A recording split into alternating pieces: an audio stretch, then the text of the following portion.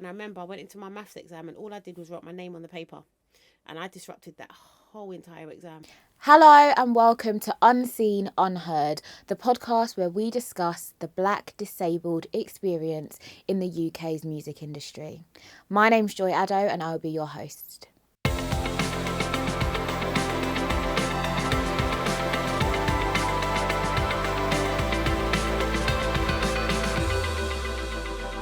Today I'm joined by a very special guest.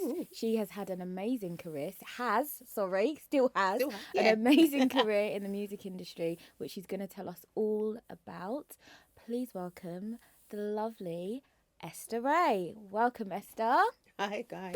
Let's pretend we have like... There should be confetti flying around now. Do you know what I mean? The building. Sorry. Oh, it's fine. It's broken. It's broken, the machine. Yeah, no, it's fine. Next time. Welcome, Esta. Thank you. Esta, my first question is always the same to everybody because I actually do care. Okay. How are you feeling today? Do you know what? It's interesting that you asked that question because I think that there's something about, you know, when someone says, "Oh, how are you?" Yeah. You're just like, "Oh, I'm fine." People don't really mean it.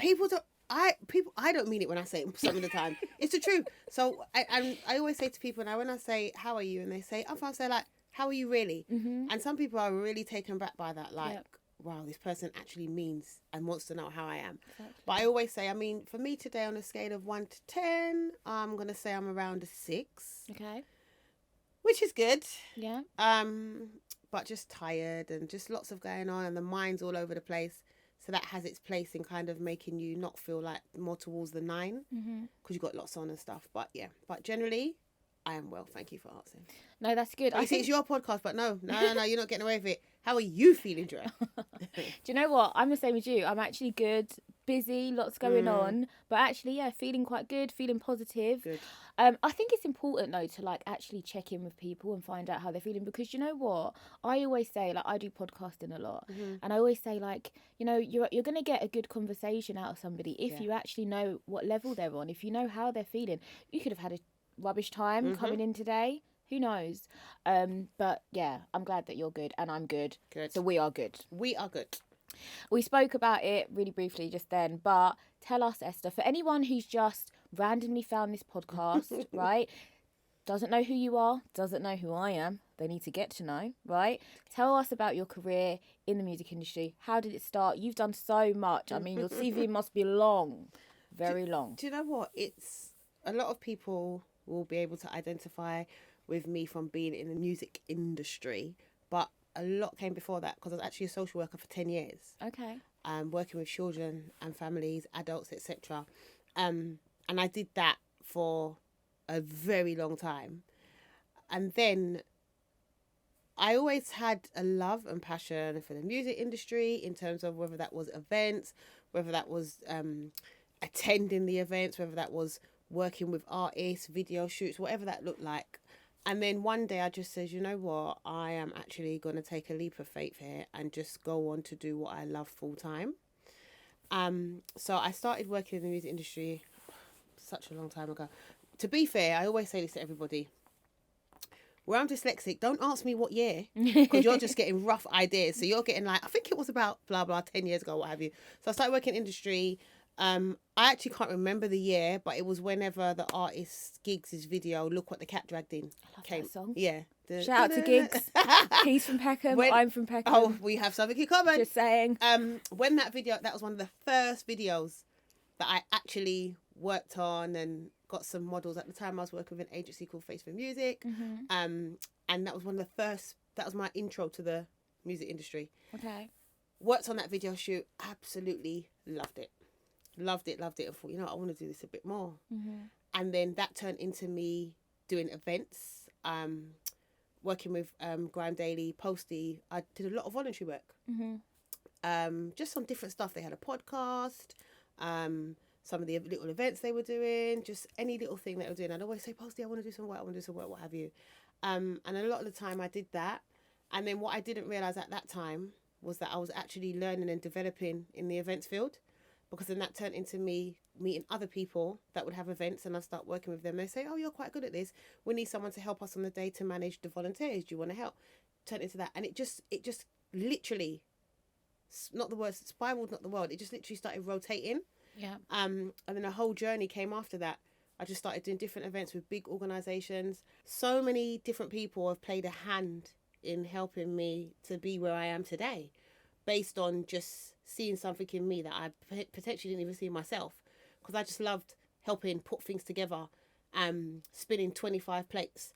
But bearing in mind, all this time, I didn't know I was dyslexic. But I'm sure we're going to go on to that. We will definitely go on to that. And so it seems like you got a lot of experience. You said you did a lot of voluntary stuff as well as working. So you gained a lot of experience through that. And so where are you now? Because I know that you're very happy in your job now. I know. Yeah. So tell us a little bit about that. Where are you now? So through all the experience that I've had, I now work for an amazing company called AIM, Association Independent Music. And basically within AIM, I'm the senior events manager. So AIM have a series of events over the year. They have socials, they have Friends of AIM events, they have the major one, which is the award show, the AIM Independent Community Award shows. They have conferences online. We have one called AIM Connected, which is in person, AIM Sync. So many different things, Future Independence. And where I do the events now, I really, really enjoy it, because I have an opportunity to really show my creative side. So last year we had the 2022 awards. That was at Roundhouse, and we had the amazing Libertines perform. Lethal B performed, and he received Outstanding Contribution to Musical Board. We also had Gigs JME as his special guest, which was a huge moment for the independent community, especially, AIM. And we also had, the award show that had like 1,000 people. Then we had an after party, etc. It was a really big moment. And being at AIM, it's just allowed me to be creative on conferences, online events, award shows, just anything in that capacity. And it really is a space now in my career. Sometimes when you're working towards something, and then you can actually get somewhere and you just feel that whole presence of God. And I got that whole, where I am now, I got that whole, I've arrived. Yeah. Do you know what I mean? And that's where I am now with AIM. And it just seems like, obviously, your journey, like starting how you started out to now, like it's your role now, and you loving it so much, and it's like you can really see the progress. And that's really important though in any job, isn't it? Like to be able to have a career path, because sometimes people are in jobs and they're just stuck in like the same role. But you, like, because you took that leap of faith, actually even trying, changing careers, what you really did. And it worked out great for you. And I think as well it's important, because what I also did during the time is I decided, right, I was still doing like my 9-to-5 job. That's one thing I have to say as well. Like, I personally think it's unrealistic when people say, chase your dreams, don't worry about the 9-to-5. No, I'm sorry. My experience, I've been able to be where I am now whilst having my 9-to-5 job. I never stopped working. And I was doing my bits on the side. And then what that turned into is me starting my own company. I've got my hoodie on, No Limit Management, which is where we started managing artists. We started doing our own events. And that's how I built my own platform now. Because all my little voluntary bits, I realised, you know what, you can actually make something for yourself. And now that's what people buy into. When they come to me to do events, it's because they've seen the work that I've done under my own company. Just really quickly, I wanted to just ask you, do you think that people still have that mindset now in terms of like working your 9-to-5, do a bit of volunteering, also like work on your dream, your goals? I feel like, I don't know, like, do you think people have that drive, young people have that drive now, or do you think it's kind of changed? Do you know what? I think it's changed dramatically, and I think that's due to the times that we're in. I saw a social media post the other day that said people need to stop trying to raise their children how they were raised, because the times that we're living in now have changed since the times they were living in when they were raised. And that really hit me, because I looked at it and I thought, you know what, it's actually true in parts, because we didn't have viral moments. We didn't have social media, the internet. We didn't have what's here now. So it's kind of like, I feel like it's slightly taken away from the ethic of do your 9-to-5, chase your dreams, volunteer, because now it's kind of like there's a fast way that's being shown. You can go viral, or if you just connect with the right people. And don't get me wrong, it has its place now. People are doing amazing things via the streams that social media and the way life is now gives us. But I just find, for me, I am very grateful that my journey took place in a time where you had to really do the work. Yeah. Because I don't know if I'd be here now. Yeah. If I hadn't gone through that process of having to work because the bill still had to be paid. Yeah. Having to volunteer because I realised volunteering is going to help me as well. You know, so I think it's changed a lot, and I would say that at this present moment, I don't think the same ethic's there for some. Yeah. No, I agree. It's a different time, as you say. It really is. It really is different, and I think how people can be successful now is different to how it used to be. Yeah. Whether that's a good or bad thing, Yeah. I don't know. So you touched on it earlier, but let's talk about it, because the reason we're here is because it's off the back of the report Unseen, Unheard, where we speak about being black and being disabled in the UK music industry. So you mentioned it already. Tell me about, when was you diagnosed with your dyslexia? Talk to me about that journey. Let the people know that are listening, because I think it was interesting, because I think you said to me before that you was an adult, right, when you was diagnosed. So talk to me a bit about that. So basically, when I was in school, I remember my secondary school years like yesterday, and I genuinely would be in class, and I never wasn't in trouble. I was a good little girl in school, and I'd be in class, and most of the times when it came to reading, when the teacher said we're reading something, I'd be like, right, I'm gone. I'd find a way to get out of the room. When we did maths, every maths lesson I was disruptive, so to speak. That was the one lesson. But at the time, didn't know why. I thought it was just my character, but I knew it was because I found the work quite challenging, which is fine, because when you're a child, you're a teen, you're thinking, oh, I just can't do this, let me get out of it. And then did my GCSEs, and I remember I went into my maths exam, and all I did was write my name on the paper, and I disrupted that whole entire exam. I was screwing up paper, throwing it.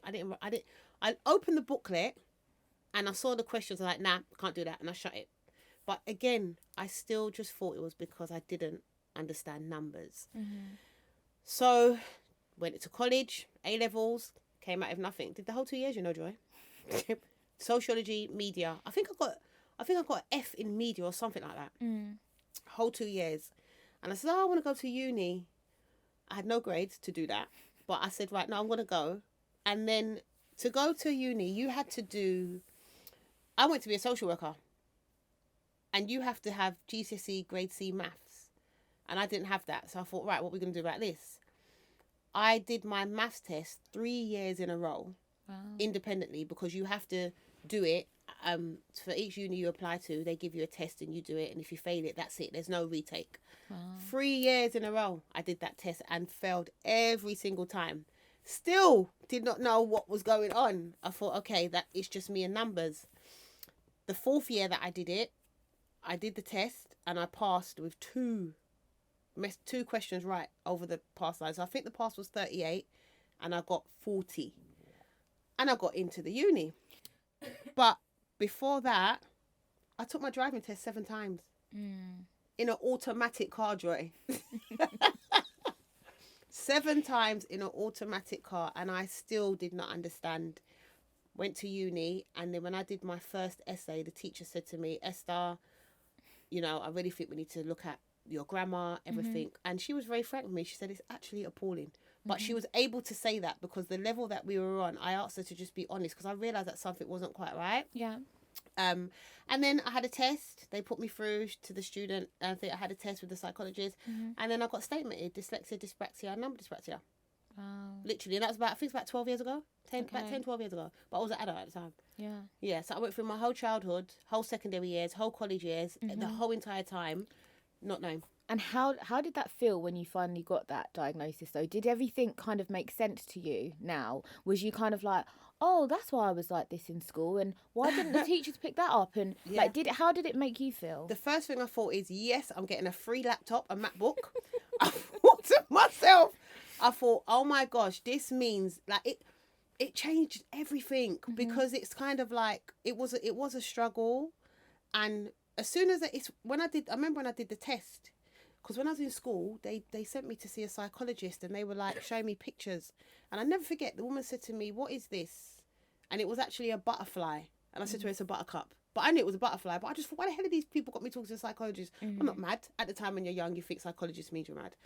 And when I had the test for my neurodiversity, they presented me with the same questions, different things. Right. And you had to, for example, put square blocks into a square. But I would try and put the square in a different angle so it wouldn't go in. Mm-hmm. And the test, what I did, I was amazed at how they actually diagnosed it. Because it's not just a test where they ask you questions. Mm-hmm. It was a whole process. Once I got the statement, I felt so relieved because it made me realise what my whole past was about. Yep. It made me realise why I couldn't pass my driving test. I have zero coordination. It made me realise why I'd got the U in maths, because I'm number dyspraxic. Anything over 4 numbers, I'm lost. So once it gets to 1,000, if there's a 5th number, I'm out. Don't ask me. Mm-hmm. And I'm sure we'll go on to talk to it again. It has its negatives because now I can't manage invoices and stuff, and but once I got the statement, it changed everything for me. I felt more positive. Mm-hmm. I felt more supported. I had more of an understanding of who I was as a person.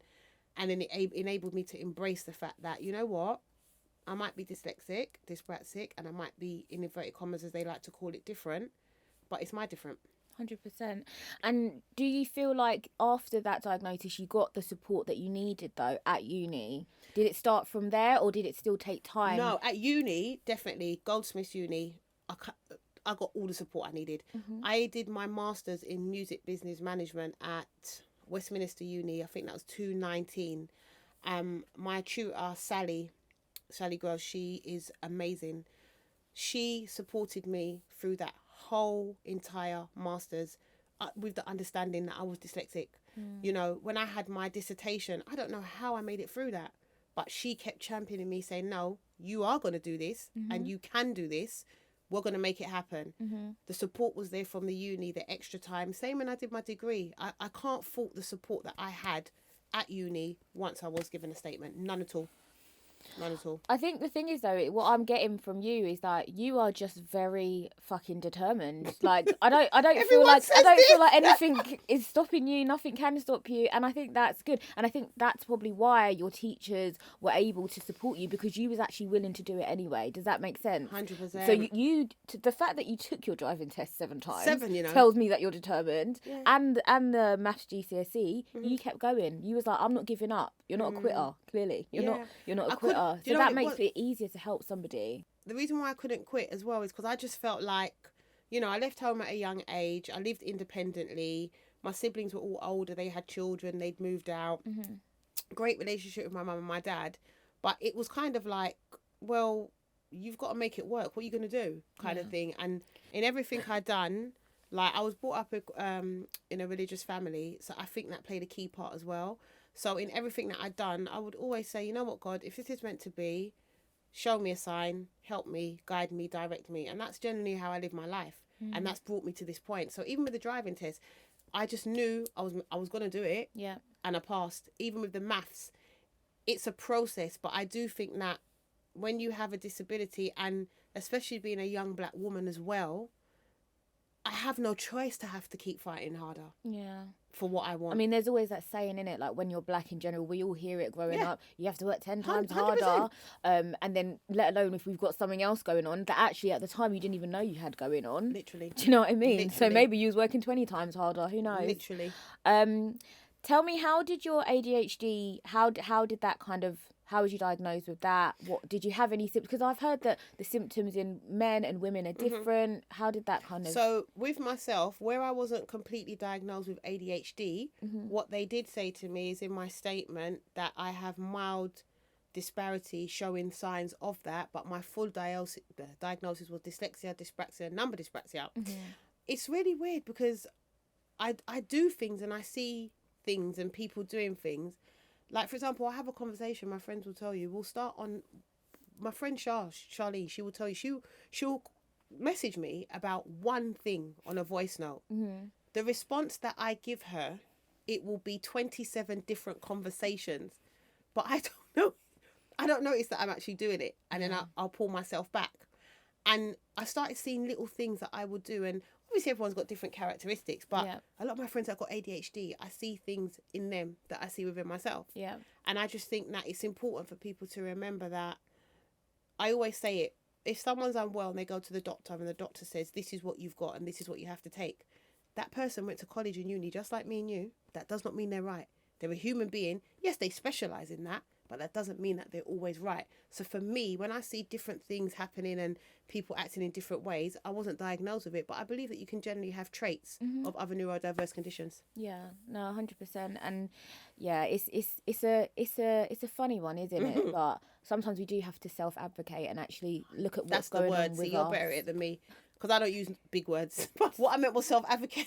I think that's what I meant. Don't ask me to spell it. Yeah, no.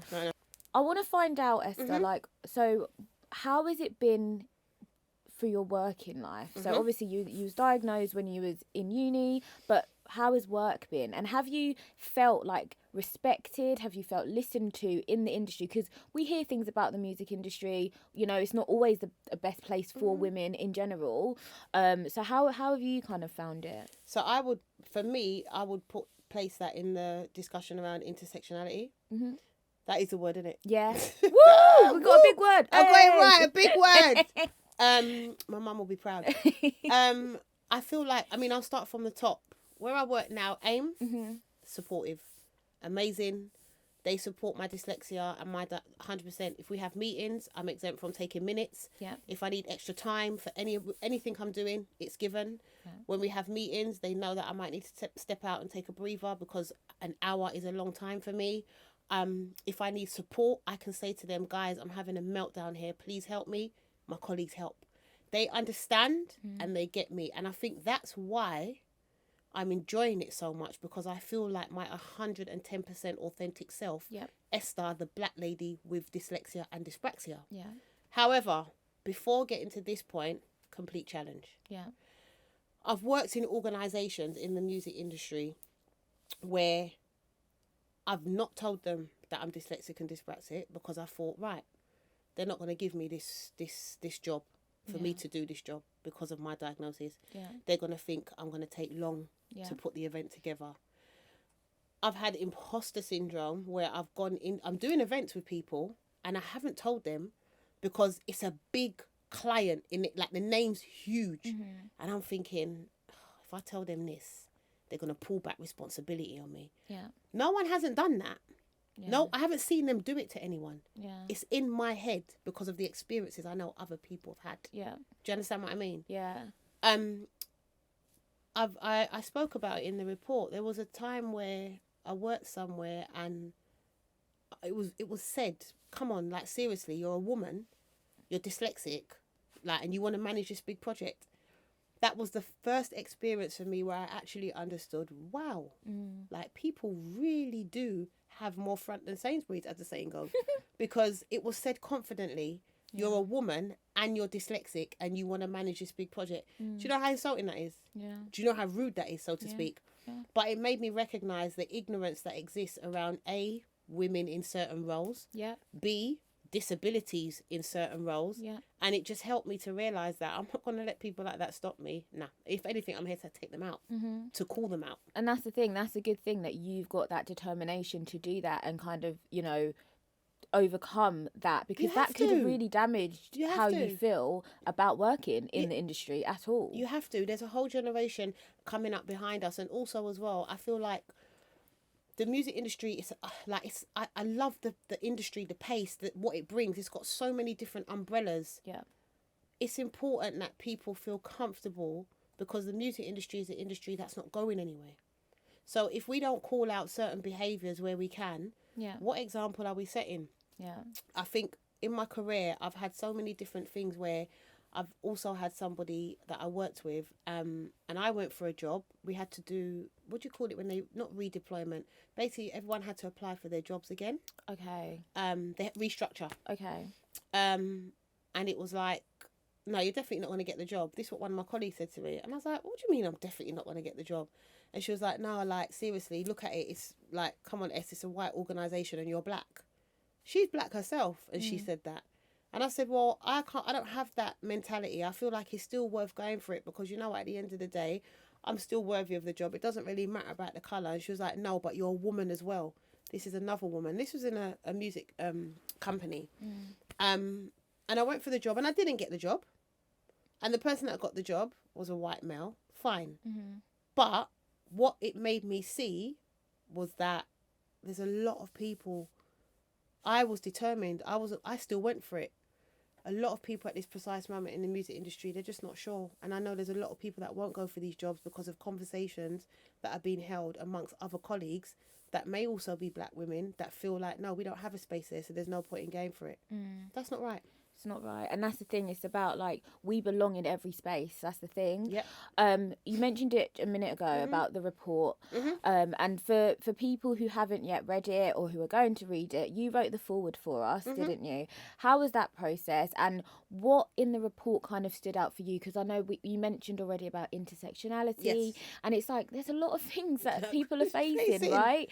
Yeah. So I think that's the lovely thing about the report, is that we're highlighting that. Like, look, you can be black and you can be disabled, and you work in the music industry, and these are the things, like, these are the challenges that people are facing. But for you, what kind of stood out?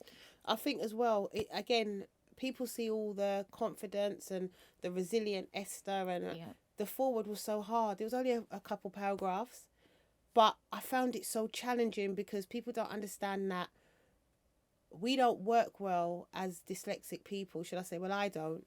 When I have to think of something just from my brain without no guidelines, it's fairly difficult. But when I got to the end of the foreword, I was really happy with it.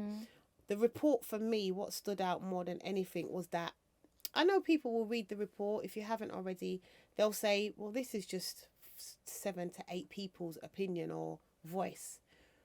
The report for me is kind of like the seed being planted for the conversations to open up. Yeah. Because people were in there talking about their experiences of being black and disabled, unseen and unheard. Yeah.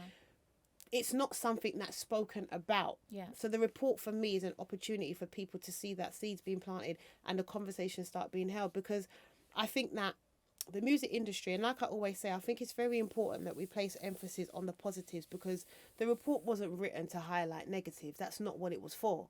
The music industry, there's a lot of employers that do take on board what their disabled black employees need. But there's still a huge majority that have got a long way to go. Yeah. And that's why I wanted to take part in the report, because I think that for me, employers need to feed more and invest more time into understanding. I understand that as human beings, you've got talent or you haven't. It doesn't matter if you're black, white, disabled or not. Yeah. But there's a huge percentage of black, talented, disabled creatives that we're not seeing. Yeah. And I only got my opportunities, because don't think, I know I did the work, but I had people fighting for me saying, Esther needs to get that job. Yeah. Or no, you should speak to Esther about that. Yeah. Or have you seen Esther's work? Yeah. Because they believed in me, because they knew that I was young, black and creative and disabled. Yeah. Not everybody has that. Yeah. So the report is about making sure that employers, people in general, see that the music industry, there's a loss. Because I know artists, I won't name them, that have got ADHD, autism. Yeah. They are top selling, charting artists. Yeah. Do you think they get any help from their teams in relation to that? They don't. Because the fact is, they're delivering. Yeah. No. More support is needed into giving that balance behind, that strength behind, to know, you know what, I'm disabled, but it's cool. I got this. I got a team that's going to support me. Yeah. But also, I think people, just going back to that, I think people need to see the positives in disclosing what you're going through. Does 100%. That make sense? Yeah. Because if you have a hidden disability, you can just hide it. Yep. But if they see someone who is an artist, for example, and an artist comes out and says, look, I've got ADHD and this is the support that I get from my team, that will encourage other people artists to come forward and say the same thing. 100%. And that's why, again, my organisation, Life with Dyslexia, that's why I started it, because I'm an advocate for dyslexic people or any neurodiverse. I embrace it. I'm proud of it, because you know what? This is my difference has made me. Yeah. Do you understand what I mean? My difference has helped me on my journey. And I want other people to be able to embrace it, but especially black creatives, because some of the biggest records have come from black creatives. Yeah. Who are disabled, disclosed or not disclosed. Yeah. Some of the most, even now, some of the events that I've put on, I'm proud of my shit. Do you understand? Because I know it's not been easy. When I'm doing the events and everyone sees all the glitter and the glam and the lights and all that, I cried multiple times throughout the process because I struggle to juggle things. There's different people wanting things, the phone's ringing, the emails coming in, the invoicing, working out prices, arranging for people to be here on the day, backwards and forwards, fighting with venues. Do you know how difficult that is for somebody who is dyslexic and dyspraxic and can't manage numbers? But I do it. Yeah. And the reason why I do it is because I understand the power behind having to push that bit harder. And especially being a young black woman, and what we need to see more of in the industry is people being invited to come forward. If they are young, black and disabled, we want you here. There's a space for you. That's why I want to be a part of this, because we need to be championing this more. 100%. And I think that is like an amazing way for us to come to the end of this podcast. But Esther, I do want to actually say to you, genuinely, I think that what you're doing and the resilience that you have, I just think is absolutely amazing. And I do believe that you are going to inspire so many people to A, disclose what they're going through, and B, just not to give up. Yep. Like literally. Those two things. Don't give up. Like, look how far you've come, because you said that we need more representation, but you are there. You are at the top. You are the representation for us. So thank you so much for that. Esther, it's been amazing speaking to you. It has. I've actually enjoyed it. Please, like everyone, go and read the report. Yes. Get more details. Read Esther's forward. Definitely. It's amazing. Esther, thank you so much for joining me on this episode of Unseen, Unheard. Thank you for having me, Joy. Thank you for listening to this episode of Unseen, Unheard. If you would like more information on the report, please go to the Attitude is Everything's website or the Black Lives in Music's website, where you can read the whole report and find out more.